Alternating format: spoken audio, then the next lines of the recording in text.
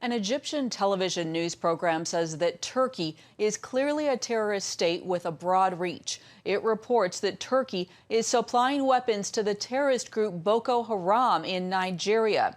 10 TV host Nashat Al-Delhi reported on a leak confirming an intercepted phone call from a few years back confirming the action.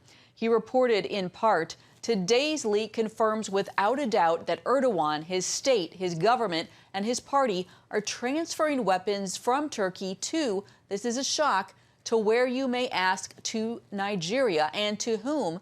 To the Boko Haram organization." Well, Raymond Ibrahim, a journalism fellow at the David Horowitz Freedom Center and an expert on the Middle East and Islam, joins us now with more on this. Welcome, Raymond. Hello, Heather. Are you surprised by this report? What's your take on it? No, I'm not surprised. And my take on it is that the actual tape that was made that you referenced and you quoted was made apparently in 2014 or 15. And it was reported widely in certain areas in the U.S. and in the West, not so much, and not much came out of it. And the reason, I think, is because Erdogan didn't have his fingers so much in Islamist politics outside of his own nation. But now that we've seen, Abu Bakr al-Baghdadi, the ISIS Islamic State caliph who was killed recently, and he was found just 3 miles from the Turkish border, which is in fact one of the last, or if not the last bastion of jihadi so-called freedom fighters of attacking the Syrian government. It's brought it up again, the fact that everyone is saying, well, look, he's supporting ISIS. So now we're remembering, and that was, I think, the point of the Egyptian show. We're bringing back to see that there's some continuity here. It's not just right next door to Syria, to Turkey, meaning Syria. He's involved with some of the absolute worst Islamic terror groups. Remember, Boko Haram, which its name loosely means Western education is forbidden, haram. Was basically doing what ISIS is notorious for years before ISIS. So the whole, head chopping, crucifying, massacres, enslaving women and children, burning people alive, Boko Haram was doing that. And one of the things that international observers have been noticing, especially increasingly, is that their armaments, their weapons, are very sophisticated.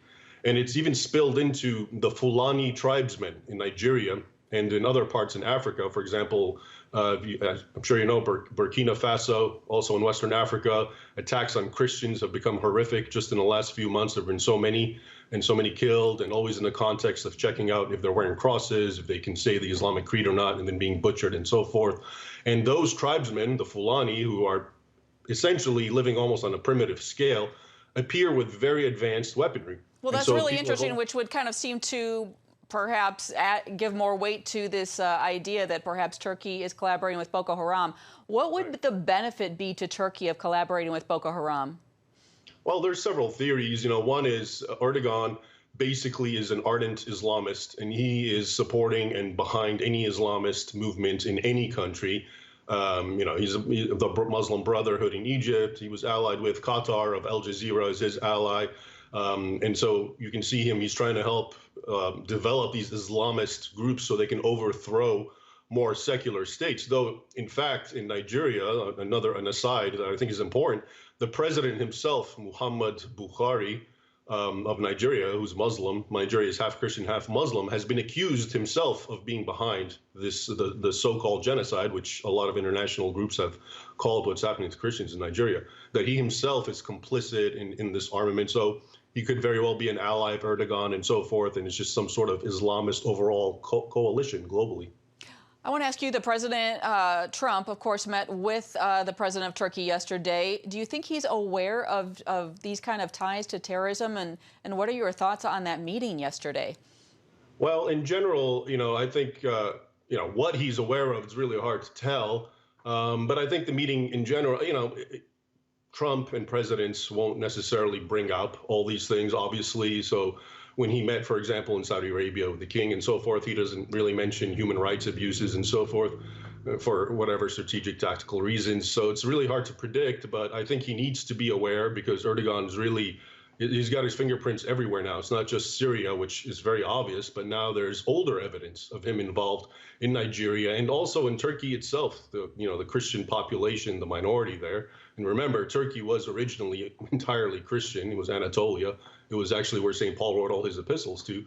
They're really being treated badly and discriminated against, and a lot of hate preaching in Turkey is increasingly against Christians and Jews. Definitely Turkey's going down the wrong path with Erdogan, though many Turks themselves remain committed to the Ataturk ideal of secularism. Well, we are out of time, but Raymond Ibrahim, thank you for your time and your insights here. Thanks for